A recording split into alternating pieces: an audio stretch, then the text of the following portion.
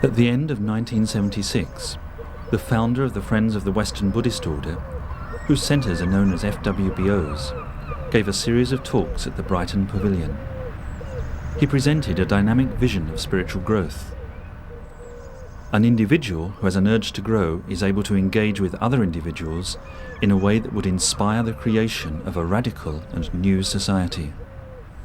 It's now very nearly 10 years since I decided to return to England and start a new Buddhist movement. And for me, these years have been, in a way, quite difficult ones, but also very, very interesting. And I may say, very, very happy. I think I can say the happiest years of my life and the most worthwhile. And I think I can say also that I've succeeded in doing what I set out to do. The order is now established on a firm foundation. A number of FWBOs are functioning. At the same time, much remains to be done. We've made a good beginning, but it's only a beginning. And I can only hope that as the years go by, as the months go by, more and more people will come forward and cooperate with me, with the order, with the friends, in creating on an ever larger and larger scale, ever more and more effective scale, the nucleus of a new society.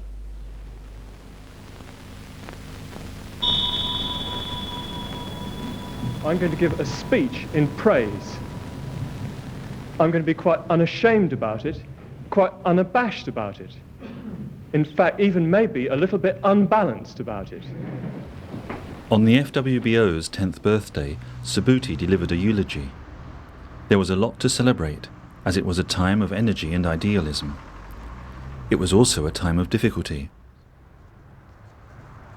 The movement, particularly in London, was increasingly defined in single-sex terms, and this had been painful. A group of men converting an old fire station into a Buddhist centre was struggling with poverty. Meanwhile, the women looking in vain for 2 years for a place to call their own were more hopeful.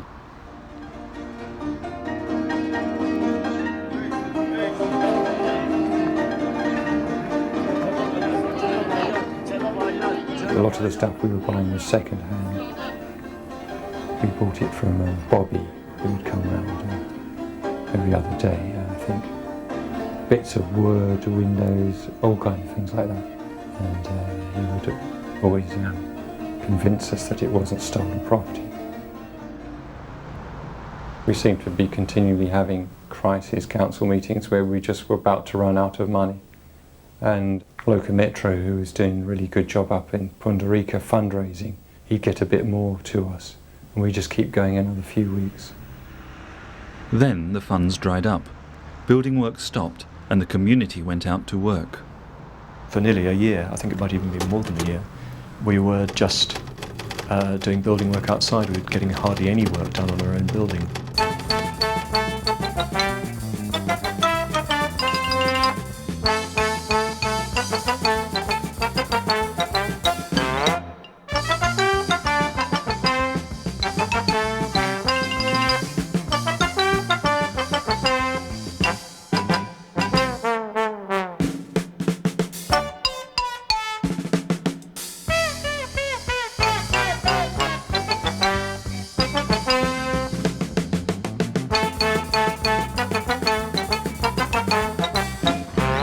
We probably came out at the end of that year just having supported everybody and bought a few tools.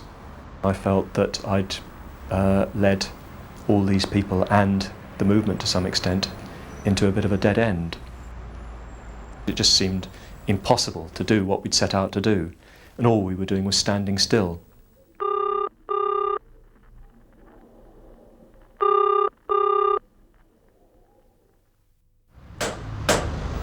We came back and found an eviction notice pinned to the door of the house saying, I think it might have been a week or something, it might have been less than that, but we had to move.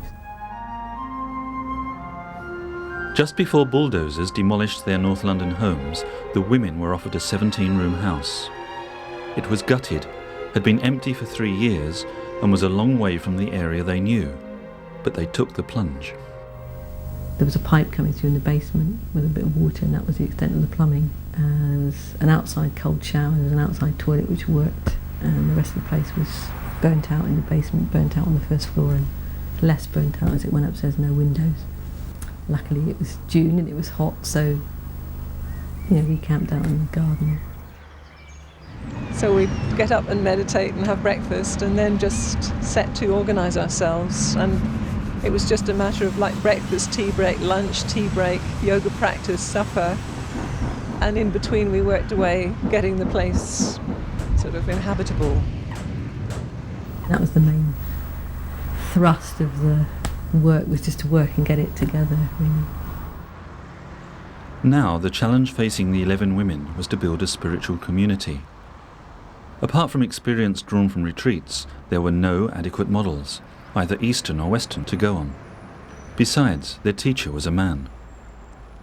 The community, which consisted of 3 or 4 order members who had some commitment and clarity, and double that number of mitras who were developing those qualities, needed an identity. We wanted to have a large community with a lot of focus on the community life itself, and we decided it was going to be a closed community, no men on the premises, so that we could explore what it meant to live together more in that sort of situation, because we were trying to find our identity as women order members and mitras, as well as women perhaps. A woman's place in this old world is under some man's thumb. Glad you dropped in. Amazing, isn't it? Look at that. And she did the washing and ironing today for a family of 5. The 4 of us and the baby upstairs. Officially, they'd gained equal pay. Now they wanted to be accepted by men and society on their own terms. In spiritual terms, there were equal opportunities in the FWBO, and this was in accord with the Buddha's own teaching, not because the movement had begun in the West. Even so, changes in society, together with the message of feminist writers such as Kate Millett, could not be ignored. However, it was women's biographies, such as Anais Nin's, which rang a chord with Buddhists. Another book by a Jungian psychoanalyst was helpful in exploring the subconscious drives. That Esther Harding was very accessible, and there's so much more now that it's written in a very clear way to relate to, but then things were quite sort of deep. I mean, Jungian and that sort of stuff was very deep. And she clearly spelt out the kind of roles that women were prone to fall into, which was quite refreshing to sort of have them defined, so we could kind of relate to it and decide, what we wanted to stay out of. She talks about 2 sorts of initiations, moving beyond the kind of sexual, being a sexual being for men and all that, and then also, but the other level of initiation she talks about is being conscious of the unconscious motherly tendencies. Women tend to mother each other in the wrong sort of way sometimes.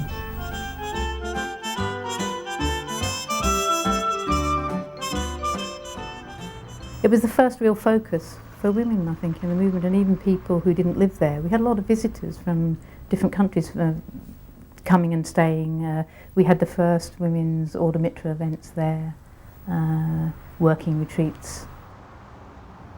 It could be hectic playing host to all the women visiting the community, which was called Amaravati. At other times they had the pleasure to entertain their one gentleman caller. You just always remember Bante's presence and how much more the colours are brighter the next day when he's gone. The whole atmosphere is lifted, and it was really lovely seeing him. Bante said with Amaravati how many women had written to him and said how important it was to go to just a women's situation like that. So for all its sort of shortcomings, they still experienced it positively. Despite Mandarava's freezing shrine room, retreats at the Women's Retreat Centre were lifesavers for the London communities. Mandarava was a very nice place, and it was very nice to be out of Sangharakshita. A woman from Manju Vajra's class in Cornwall, keen to be a mitra, wanted to get first-hand knowledge of the women's wing, and so booked herself on retreat. My experience of it was one of claustrophobia. It was a lot of women getting together, sort of very intense communication, intense in the sense of a bit cloying. That was my experience of it. And there was this other woman, I think she was a mitra on the retreat, and she and I used to go off for these long walks in the afternoons when we had free time and sort of go off and say, thank goodness we're out of that. The honeymoon period was over, and she did not now want to be a mitra. The honeymoon was over too for the one order member left running Mandarava, after 3 founder members moved away. We had one very difficult person who came and stayed, which, I mean, I just felt totally inadequate to deal with, really. It was quite a frightening time. Like we were having to hide knives and things like that. It was bad. In need of rest and a solitary retreat, Marlene stopped in London en route to the West Country, and by coincidence met the woman who was to become a close personal friend. And it was just amazing, because the moment we met, it was as though we'd known each other all our lives, and I don't think we stopped talking the whole journey. And I ended up not doing a solitary at all. We spent all of our time, not all of our time, most of our time together. And that was just wonderful. I mean, it was extremely healing. It was brilliant, I think probably for both of us. She was having particular difficulties with the movement, the order. But for me it was like at last I'd found a woman in the movement, a woman order member who I could connect with. And you know, great friendships started. The difficulties Marlene and other lone order members had experienced starting centres suggested forming a team might be a better idea. Sangharakshita, then living at Padmaloka, began encouraging men connected with Pundarika, which was about to be demolished, to spread out and start new centres, this time taking friends with them. There was a centre in Glasgow and one in London, so there could be one in the middle.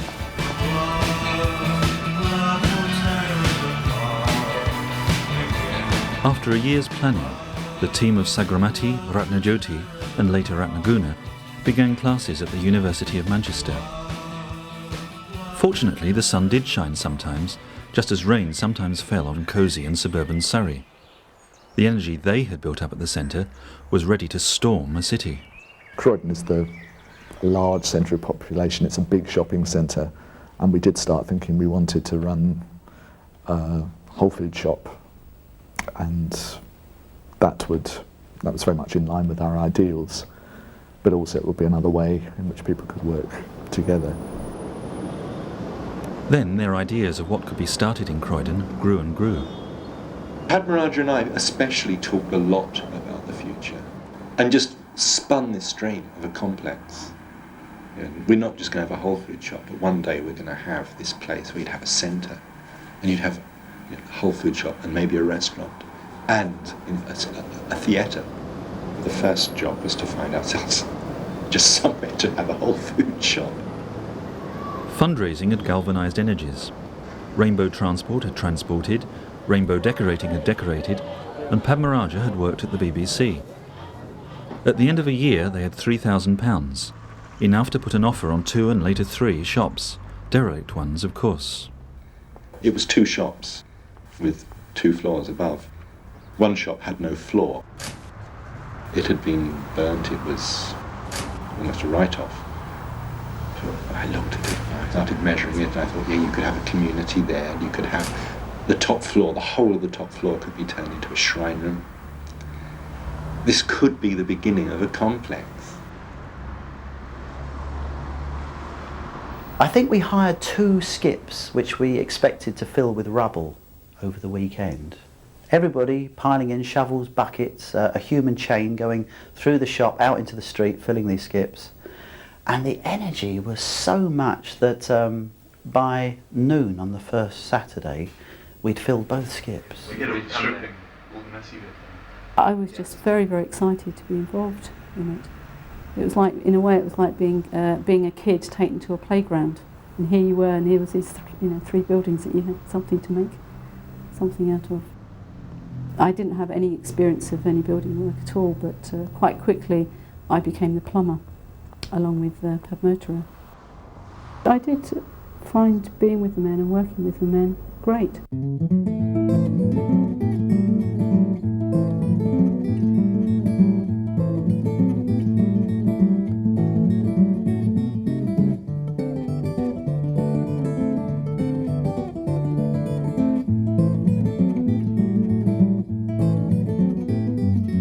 I loved it. It was just, I think for me, I was at the point where I just really wanted to put my energy into something. And here was something I could, really engage with.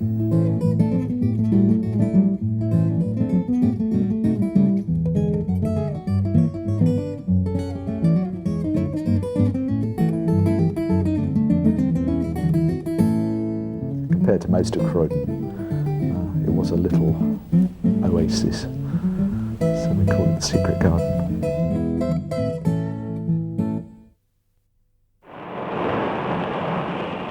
In December, the last puja or ritual was performed at Pundarika, exactly 6 years after it became the first proper home for the FWBO. The next day it was demolished, so Camden Council could build the houses they'd been planning for decades.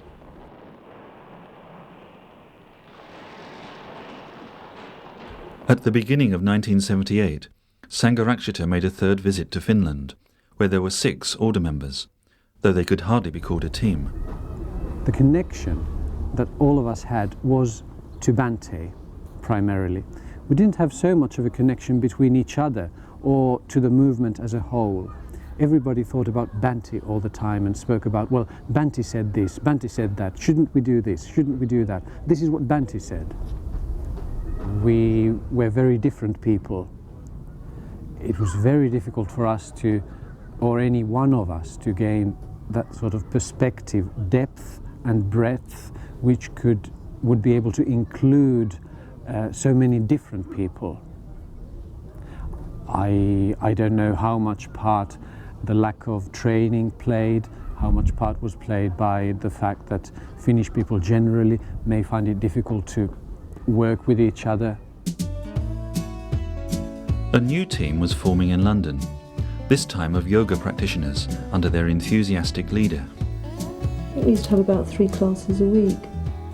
I don't know whether it was the sort of strength of Lokamitra's character, I don't know what it was, but a lot of people tried yoga. As a yogi, Lokamitra had been keen on the style developed by BKS Iyengar. When the yoga group decided they would like to visit the great master in India, Lokamitra was unsparing. He knew that if we weren't up to scratch, he'd get it in the neck. So he worked us very hard for at least a year, I think. We were doing, a couple of sessions a week, with him, just us as a team. Once they were prepared, the group took off.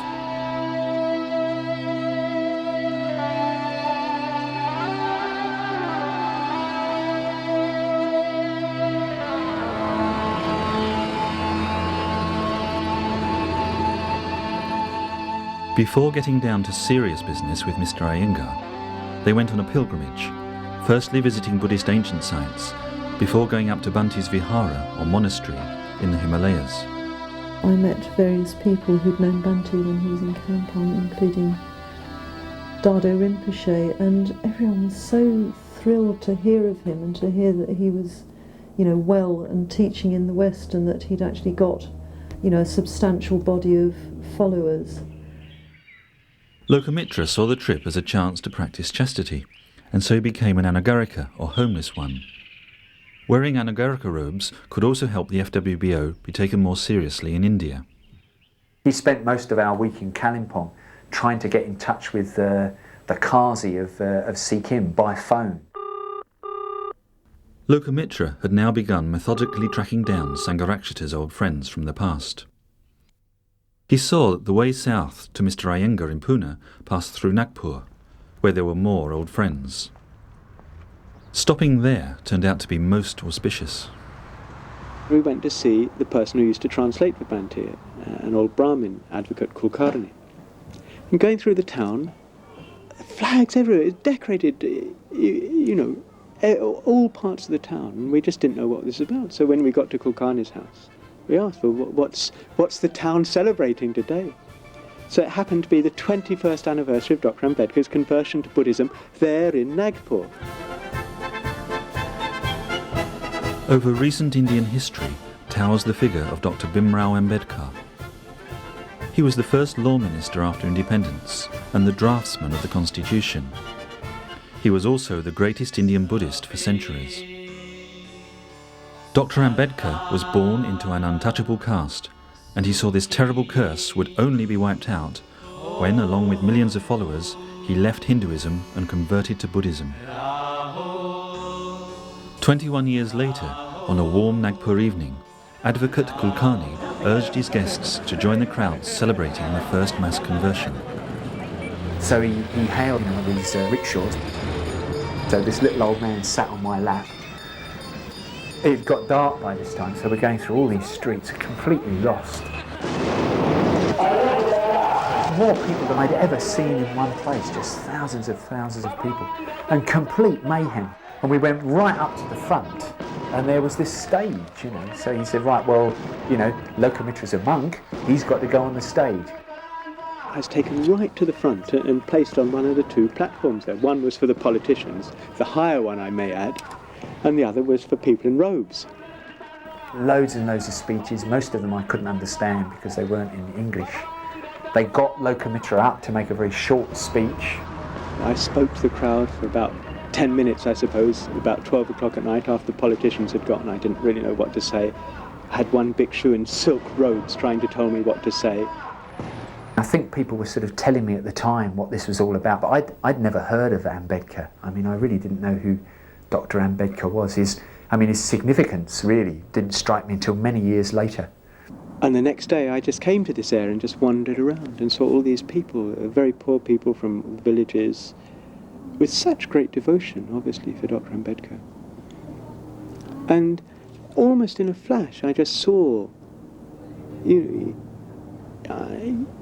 this sort of vision came to me of the possibilities of the situation, the potential of the situation, the immensity of the work that Dr. Ambedkar had done. And at the same time, I saw how clearly that was being misused, exploited by people, perhaps through their ignorance, perhaps through their greed, whatever. And I didn't decide to work there then, but I was incredibly taken by the situation. Then we moved to Pune.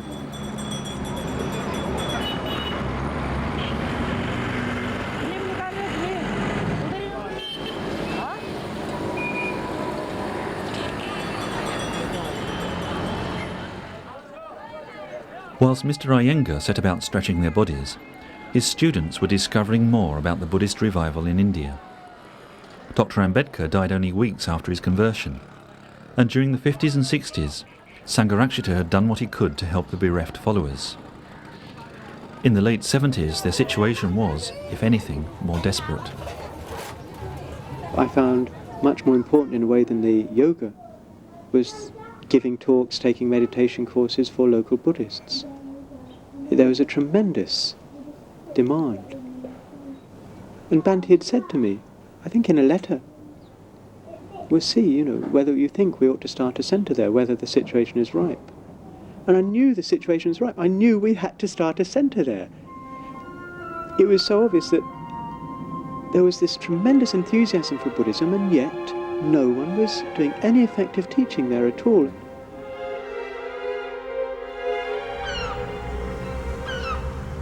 Sangharakshita was on a long solitary winter retreat in Scotland when he invited 4 men over to the islands for ordination. They were an international crew with Scottish, New Zealand and Australian nationalities. In Dipankara, or as they became in Udaya, as they became in Sangharakshita, they came up from London. So we turned up in Largs, this town called Largs, right? And there was a storm brewing. It was a Friday night. It was a storm brewing, and we jumped on this boat. The guy decided he'd throw the ferry across this half mile of molten water, so we jumped on and we away over to the other side, and then I think we had to walk about a mile on this bleak, strangely historical island. And what the place was an old naval station, and the storm got worse. Anyway, the door busts open in the rain, out of the rain, in the wind, comes this tall bloke in a balaclava, dripping wet, and he pulls a balaclava, and it's Banty.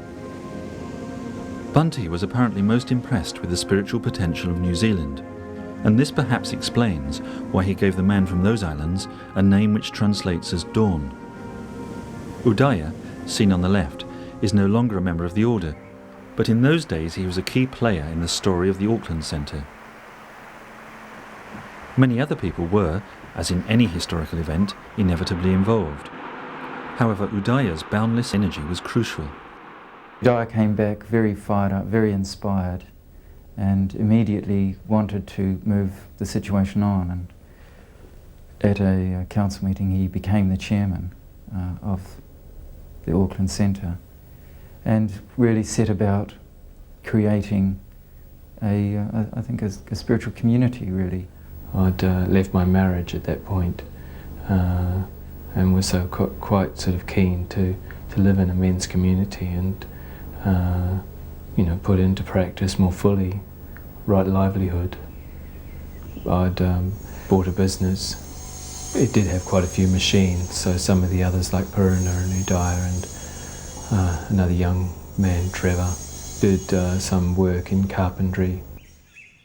Puruna and Udaya came back from a convention in England, very fired up about what was called in those days a common purse community. And Gunapala, myself, Puruna and Udaya formed this community. We were very poor to begin with. We were eating wheat instead of rice. Yeah, we used to eat out quite a lot. Whenever we had the opportunity to be invited out for a meal, we'd take it. We were really believed we were forging something new, and we were. Then, as more people got involved with the centre, new premises were needed, and a warehouse on Hobson Street was found. It was a big, vast space that hadn't been used for a long time.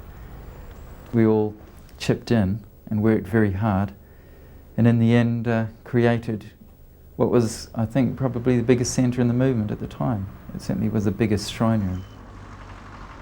After 6 months, the centre was finished, and lots of free energy was available. They took on a contract to make soft toys, which raised thousands of dollars. The whole of the movement in Auckland really was galvanised behind that project, and we were able to raise a lot of money, partly to bring Bante out to New Zealand, partly to help the initial set-up costs for Lokamitra in India, and to the initial renovation costs for Vajraloka. And we did really well. It really brought everybody together. By the time Sangharakshita made his second visit in 1979, there were so many people eager to join the order that the phrase ordination fever was coined. During his trip he met everybody, toured around in a renovated rover, and then ordained just 5 people. Despite enthusiasm, the physical isolation from their teachers and the lack of spiritual maturity amongst them meant it was hard to leave behind old habits or sanskaras. People left New Zealand in droves overseas. Purna went to India, and a number of us came over to England. And he had the vision, and there wasn't the mature community building up. Years and years would go by without a single visitor from another centre. And in situations like that, it is very difficult. And Udaya was struggling with his own sanskaras, and it wasn't easy.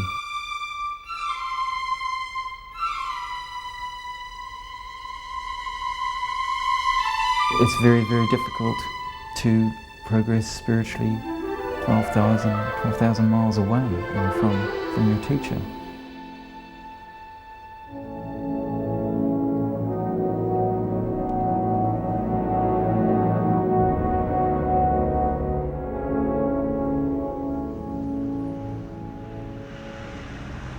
The Glasgow Centre was just 400 miles from Sangharakshita. After being run by English order members for 4 years, it embraced a heady mix of working class and Tibetan iconography. The Heruka figure was adopted as the name of the men's community and a new centre. And I remember there was like 40 people, I think, in this big sitting room, all sitting there, drinking their tea, in a very, in a way, well, it seemed to me at that time, a really profound silence. I think to some extent we rejected the culture which we've decided had failed us. I think people regarded the culture as in its head, out of touch and unnatural, and we wanted to get deeper down into things, into the raw muck of the psyche. And Padmasambhava was a great image for doing that, really, because you could trust if you were in a bit of trouble, Padmasambhava would come leaping out maybe and deal with whatever was actually bothering you.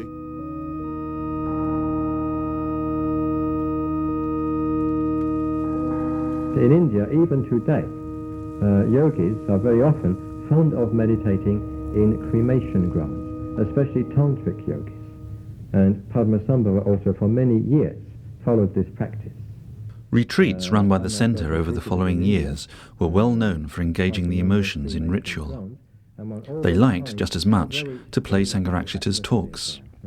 The 8 tapes by Sangharakshita on the tantric path, the symbolism of the tantric path, were played, and on the retreat the following year and the year after, those same tapes were the central nucleus for study. I remember individuality, true and false, and following it like a kind of Agatha Christie. Where was the body going to be in the end? Is there an ego? Is there a no ego? Is there a God? And I'm thinking, God, I want to know this. It's going to help me to know this.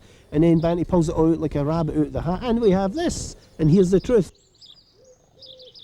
And it was all good stuff. We were in quite an elemental place with mountains and water and things, and we were sort of in a kind of half-baked way, thinking about the gods and the energies and all this.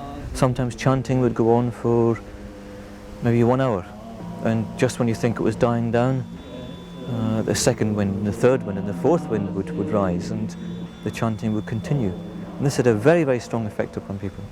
Oh, Jenya Chulna, Champ Sam, Pemagis, Bola, all that kind of stuff. Boom, boom, boom, boom, boom, boom, boom. Great. We were young. Let me tell you something, right? This is one way of viewing all this. Our fathers in previous generations had their war, right? They came their war. That was their rite of passage. That was the coming of age. You were before the war, then you had the war, and then you come out the war and you somehow grew up. That was, in a way, our rite of passage. We enjoyed it. We felt that we were on a mission. Women coming to the centre then found themselves left behind by the masculine thrust of those days. I was both frightened of women and fearful and apprehensive of women, and I think also I was negative towards them. Okay, I'm 20 years or more ordained now, but in them days, say, a couple of years ordained. I think that I didn't really want to have much to do with women. I thought that women were a bit of a bad investment, really, and that one shouldn't bother, actually. They weren't really going to be serious or interested. I think I felt that I was in tune with the basic FWBO's stance in all of this, but unfortunately what happened was I had personal psycho-emotional needs that took advantage, shall we say, of the little bit of background permission, you might say, and I became very antagonistic to women. I was a young man trying to leave mother and being afraid of women and no one to be sucked into the samsaric life, because that's what women want. They want to take your energy and pull it inside them and stuff like this. So what I think I've realised now is that it's a bit more complex than that. Life's a bit more complex than that. But in them days I think I hated women and I wasn't adverse to sinking the boot in, and I apologise for that now to anybody that I did do it to, but it was 20 years ago, what can I say? Though there were now only a few women involved, after one of Dhanavira's talks they left, mainly for London. We did not all survive completely well. Some of us got really hurt, but that's the way it is. And we changed the world. The Sukhavati community had not worked on the building for over a year. Their fortunes changed when Subhuti met some local politicians who believed a Buddhist centre would benefit a culturally depressed area. The main help came from a central government agency, who provided the manpower to finish the job. We were advised to do it and given quite a bit of help in setting it all up. I don't think I'd have thought of it otherwise. Well, perhaps I would have done in the end, but it was definitely something that was suggested to us by the local council. They seemed quite keen to help us. I think we had about 40 or 50 people on site in some days, and towards the end I think there were about 30 odd of us living in the community in Sangharakshita. Everything was subservient to getting the project finished. So people were crammed in everywhere, all sorts of people. And people were just working very long hours. So there were we, all working for £2 a week, and then there were these local guys working for the council on various schemes, a lot of whom were a bit rough. You know, they were bricklaying and things, and quite often they'd learnt their bricklaying in Borstal, and they were very much there for the money, and they couldn't really understand, you know, why we were prepared to put in all this effort, all this work, you know, for £2 a week. So we had some quite interesting discussions with them. I did find it quite exciting, that volume of people filling the building and seeing it daily coming together. Men at Sangharakshita were happy to establish new connections with the world. Meanwhile, life for women at Amaravati, equally dedicated to hard work as it was, seemed secluded and monastic. The most essential work had been done by that time, but there was still quite a lot of work going on. I was very impressed by the idea of 12, 13 women living together and really just getting it on. Being a subjective wee mitre, I suppose, I just was quite happy initially to be there and thriving in a way in the programme, meditating with other people. There was always a lot of money to be earned. That's my experience of that whole time. So eventually we continued with cushions and a painting and decorating business. So it was pretty full-time work. And quite a few of these people had very little contact, as far as I remember, with anybody outside the community and certainly outside the movement, whereas I still maintained quite strong friendships outside the movement. So I found it was a very intense experience, and it was a bit, I suppose, like a pressure cooker. So any tensions, any of those kind of communication things that are going to happen if you put a bunch of people under the same roof with an intense meditation practice, study of the Dharma and all living together, they were very intensified. And they were probably much larger in a way than they really were. They were probably experienced as very large. I was aware quite quickly when I moved into the community of two of the women who, as far as I could see, were in a sexual relationship. But none of it was really ever talked about, which I think was what I found more confusing than the fact that they were happening. I mean, I had no problem with the fact they were happening, but I did find it odd in a way that it wasn't talked about. Yeah, I think the intensity of the situation did bring people really up against each other. So there was the sort of amorous feelings between certain people and jealousies and all the more primitive feelings, I suppose, came up in that situation, and we had to deal with them in some way without much external, very little external help in a sense. We just had to deal with it. And Naomi was in love with me, and I didn't reciprocate that, although I liked her. So, things were going on the top floor between us, the dynamic, and trying to sort it out and all sorts of things. And then people downstairs quite know what was happening upstairs. They picked it up and didn't get it explained. But it does, looking back, you think how crazy. But that was kind of how it was. We had this very strong idea, I think, of vertical Kalyana Mitrata in those days in the movement. You don't really kind of hang out with someone and have much, ordinary human friendship. It's a bit of a distorted model, really. And I think that's partly because we had a lot of stuff, about the individual in the group, and the individual emancipates from the group. So anything that sort of we thought was groupy, group-like, ordinary affection, liking somebody, was a bit kind of, but that's not spiritual. So I think all that is part of how that community, the dynamics that were in it. How were Order members to relate to Mitras?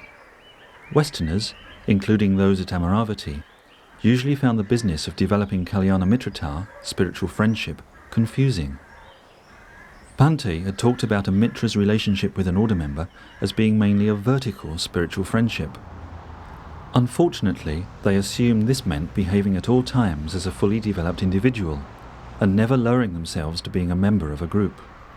You can't avoid group activities. You are a member of society. You engage in a group activity, for instance, in a sense when you cast your vote, but you cast it after due thought as an individual.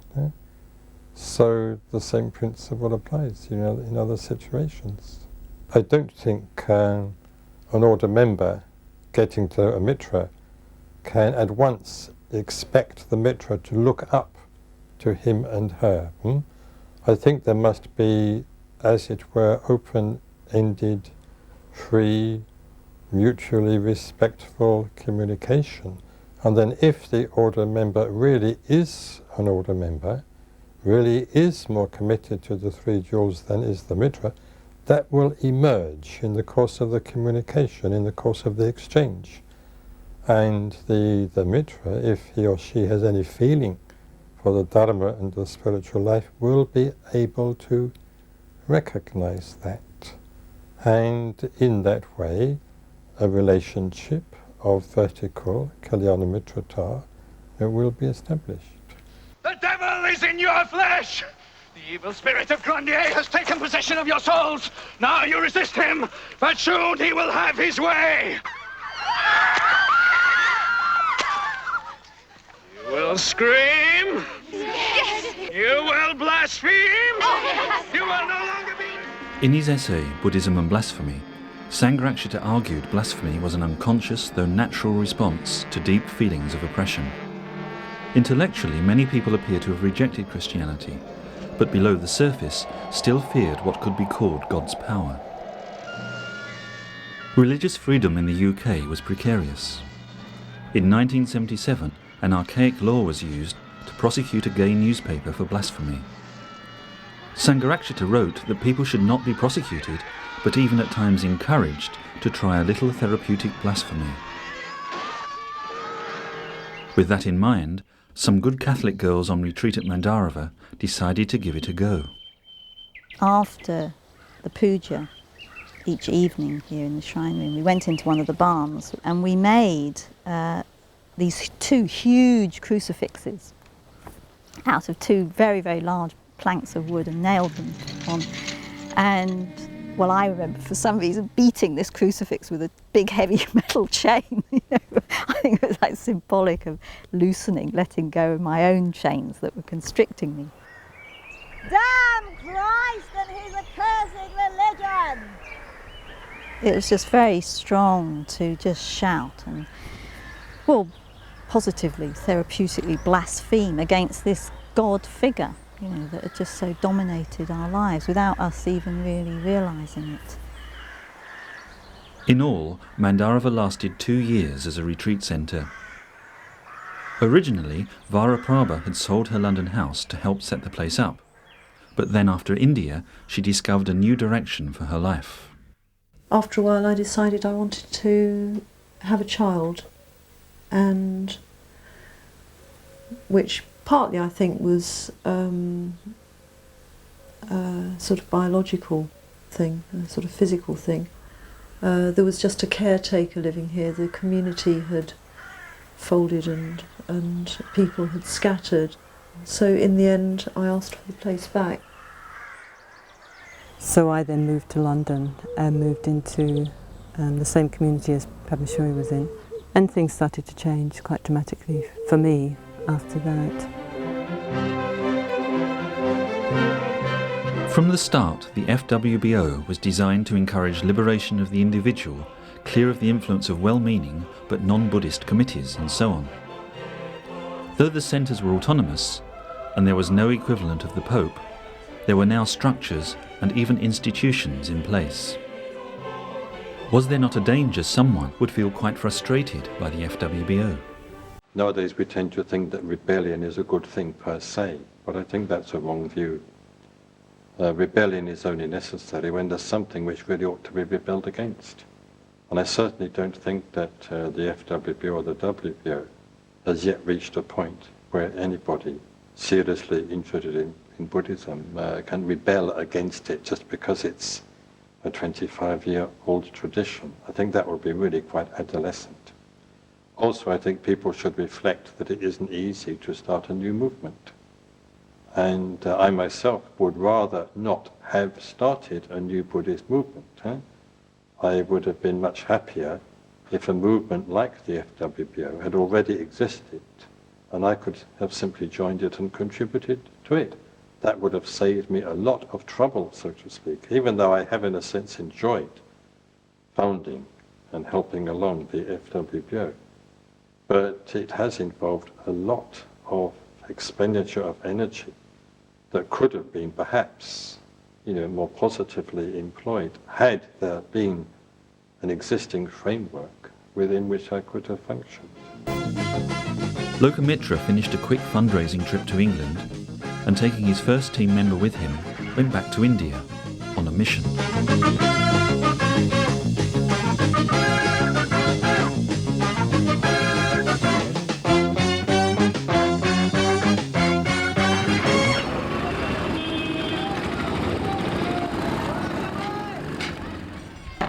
I think we left England on Padmasambhava Day, a very auspicious day. We arrived here, we stayed in a lodge, Kularatna and myself, and Padmavajra joined us shortly afterwards, and we just went into a very, very heavy program of classes. I think at times 14 classes a week between us, at least Padmavajra and I, or talks in different parts of Pune. It's the back of this? Talks in halls, talks in poor locality viharas. We had a couple of retreats, a one-week retreat and day retreats, I think. But the response was just tremendous. Here we are. Banda hai, closed. Just the enthusiasm of people, the talks, the lunches in people's homes, the tea.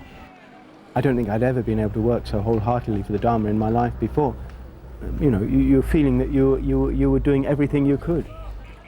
I was glad when I saw Padmavajra and Lokamitra. Lokamitra was in the hotel near Trimurti Lodge. Trimurti Lodge. And Chaya Sota Ganiti. When he saw Padmavajra and Kularatna for the first time, he came in contact with them. He was a bit curious about these young people. They were too young to be Buddhist, and he was really curious. But after getting to know them better and really knowing what they're actually understanding and what they're actually practicing, he was very, very happy and felt that Buddhism was really taking on the West, and he could at once feel that Buddhism is really a power. The young movement was spreading quickly. Activities started in the neighbouring state of Gujarat, and in Maharashtra itself there were now 13 mitras. After completing my career to search government job, and when I got it, there was vacuum in me, and I was searching for something. A Christian lady used to take her car out of her garage for Sunday prayers, and we used to have classes. How many people did we used to get in the class? Inside about 50 or 20 people used to sit inside. Yeah. I met very friendly people there. I was waiting for another Sunday to come there and meeting with positive people like that time Vimal Kirti, Monindra, Buddha Priya, Dharmaditya, all these positive people bubbling with energy. I felt that they have found something and they want to give it to me.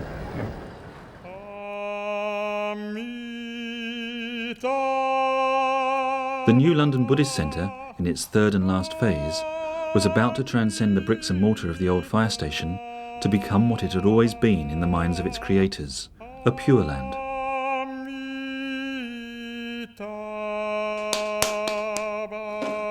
The Rupa in the main shrine room was, for me, it was Amitabha, but it was also the Buddha of the golden light.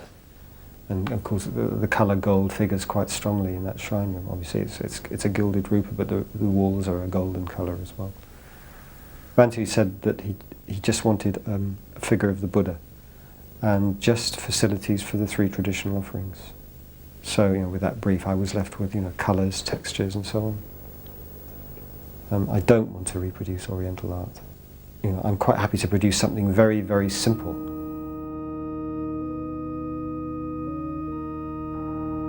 Right near the end, it took on such a strong momentum that we were all just carried along by it. And we had our opening date. We were still working on the building till 2, 3 in the morning. It was only a day or so after the first opening that we got the Rupa out of the basement. So the first day or so, when the order were there, we just had the sort of the plinth and the lotus just with light shining on it. It was actually quite effective. It was almost like going back to the early days of the Buddha. You didn't have the Buddha represented. You just had this light on this space. But then umpteen of us manhandled this Rupa on ropes out of the basement into the reception room and put it in its place in the shrine room.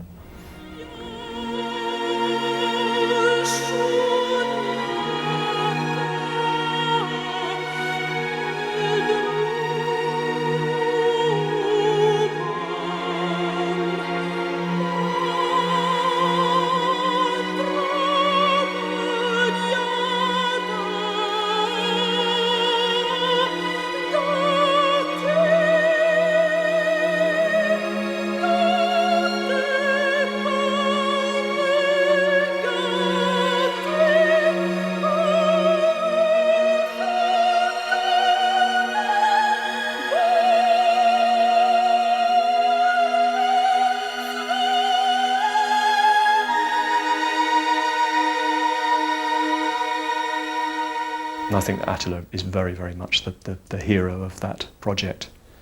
Quite unstinting, selfless devotion. He's just working day and night. In fact, by the end, he was so overworked, I think he got himself ill. But without him doing that, there's no doubt we would not have been able to finish in time.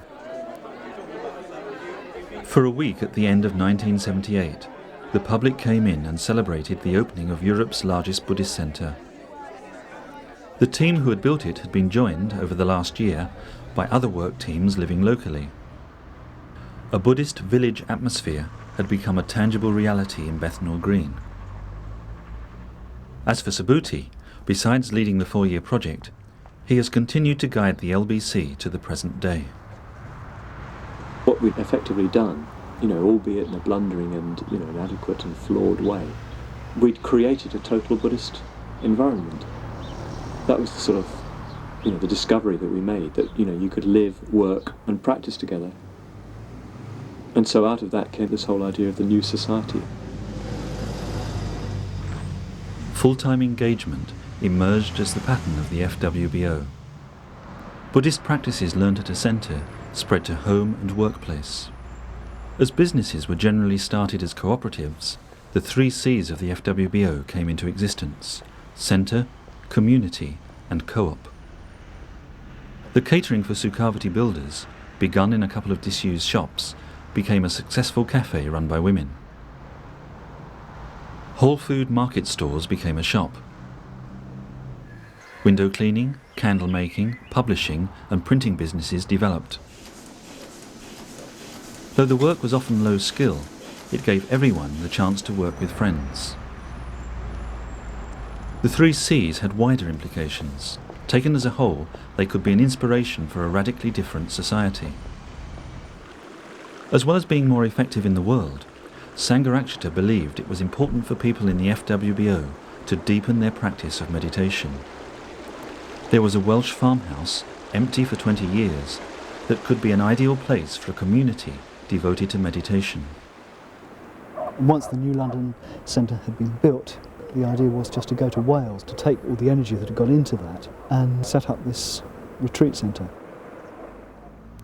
The building team was Attila, Jyoti Parla and a couple of other people. I joined that a few months after they started. I went up there in January.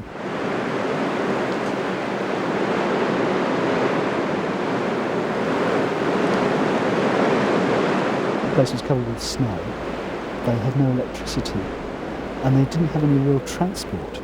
Building materials had to be carried by wheelbarrow from the nearby cottage to the site. So it was very, very primitive, very hard work and very cold. It was clear visiting meditators needed a lot more than freedom from distraction and some simple accommodation. Very, very few people, even order members, were ready for that sort of situation.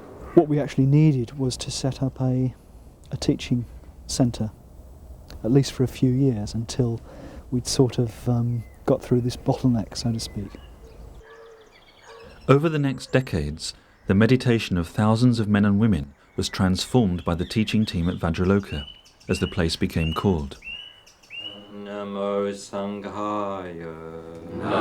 Meanwhile, at the men's retreat centre, Padmaloka, there were seminars and ordinations.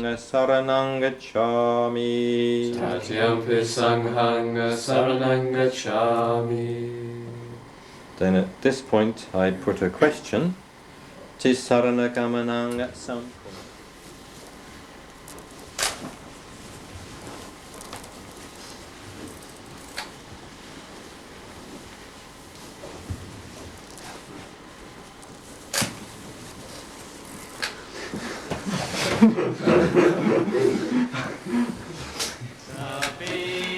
Similar events took place when Sangharakshita's New Zealand trip was sandwiched between two visits to India.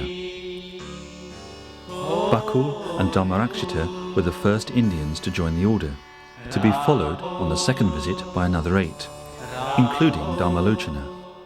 लोकांचा हळूहळू करून मित्र आणि त्याच्यानंतर मग पहिल्याच ह्याच्यामध्ये सिंहगडच्या ह्याच्यामध्ये मला पहिलं धर्मचारिणी केलं. दोन्ही पहिल्यांदा धर्मरक्षितांना धर्मचारी केलं, मग दुसऱ्या ह्याच्यामध्ये मग मला हे केलं, धर्मचारिणी केलं आणि मग त्यांनी सुरुवात केली. Yes, I was very glad when we Bhante had given the first ordination. पहिले आपण घेत होतो तर पहिल्या दिवसा अगोदरचा प्रायव्हेट ऑर्डिनेशन. हा प्रायव्हेट ऑर्डिनेशन काय, आणि मग दुसऱ्यानंतर.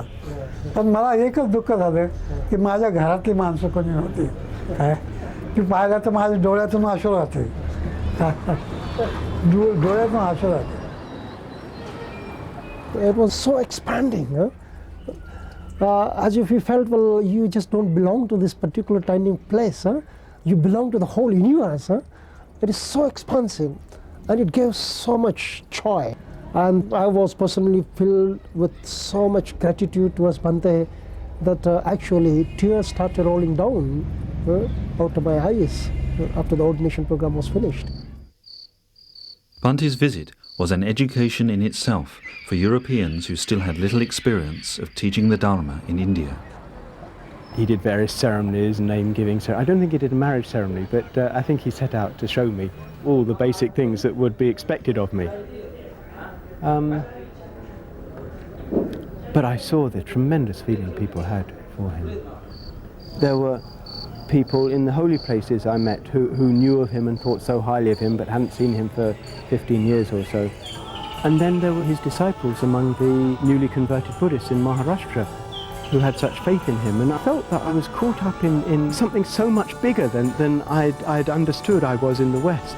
And I had a strange experience. I'd been, first of all, through Bhante I was connected with all these different people. I had this sort of feeling very strongly that I'd been sort of going with Bhante for numerous lifetimes, and it was a very strange feeling. When I got back to England, I talked to Bhante about this. Actually, this was after my initial visit, and he'd been reading the books by, I think it's Arthur Gurdheim, on the Cathars, and in this he talks about groups of people being reincarnated together in different ages.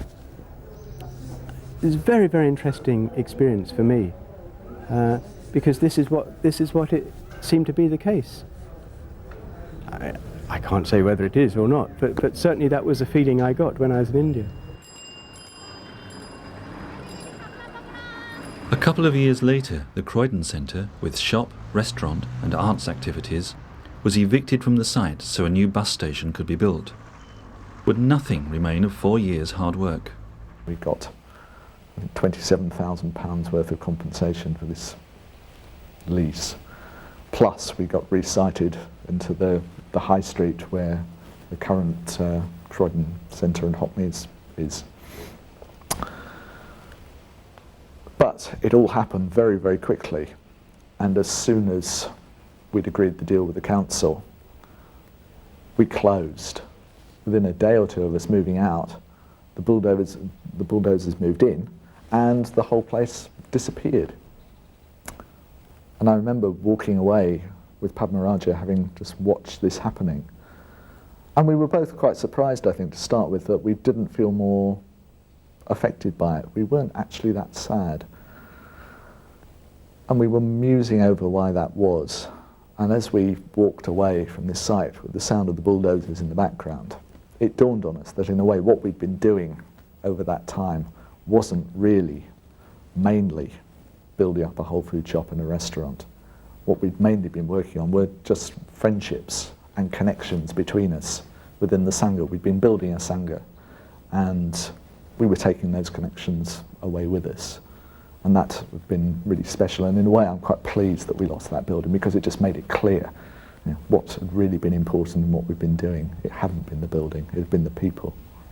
Just recently I've become aware from being in America and reading books about American Buddhism that having had single-sex activities in the Friends for something like 17 years is very, very, very unusual in the Buddhist world. Now, you know, when we go on a women's order convention or something like that, and there is that strength of commitment to each other, the friendship, commitment of practice, the independence, then I really appreciate that we were pushed in that direction, despite the difficulties of the time. Our story is nearly over. The main theme running through the early history of the FWBO is the development of friendship. People were encouraged to practice all levels of friendship, from the ordinary to the spiritual, including developing a connection with the Transcendental Sangha, the third Buddhist jewel. For many, the starting point was an experience of the friendliness and wisdom of Sangharakshita himself.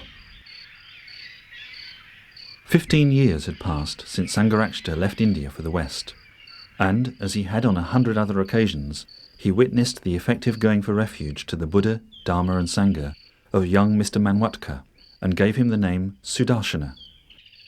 The name means beautiful to behold. Initially I thought that this is the personal development, but when we came in contact with Bhante, more I came in contact with Bhante and heard his lectures, I found that this is a bigger movement. I am involving in a great movement. It is not an Indian movement, but it is a worldwide movement, and it is going to change the world actually. And I am involved in the making of a new world actually, making of a new man in me and new man in the society also.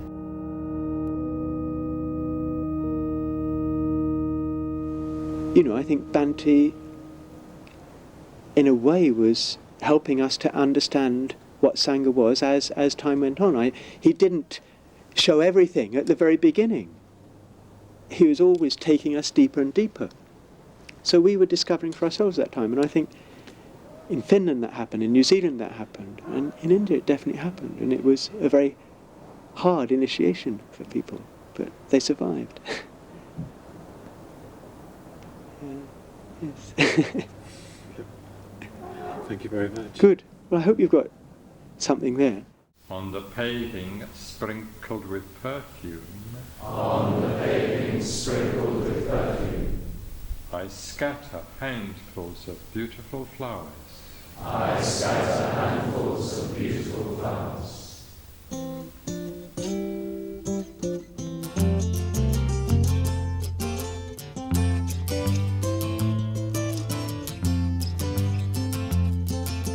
Now I've been happy lately, thinking about the good things to come, and I believe it could be something good has begun. Oh, I've been smiling lately, dreaming about the world as one, and I believe it could be someday it's going to come. 'Cause out on the edge of darkness, there rides the peace train. Oh, peace train, take this country, come take me home again. I've been smiling lately, thinking about the good things to come, and I believe it could be something good has begun. Oh, peace train sounding louder, ride on the peace train. Ooh, ooh. Come on, the peace train. It's peace train, holy roller. Everyone jump upon the peace train. Come on, the peace train. Get your bags together. Go, bring your good friends too. 'Cause it's getting nearer. It soon will be with you. Come and join the living. It's not so far from you. And it's getting nearer. Soon it will all be true. Oh, peace train sounding loud.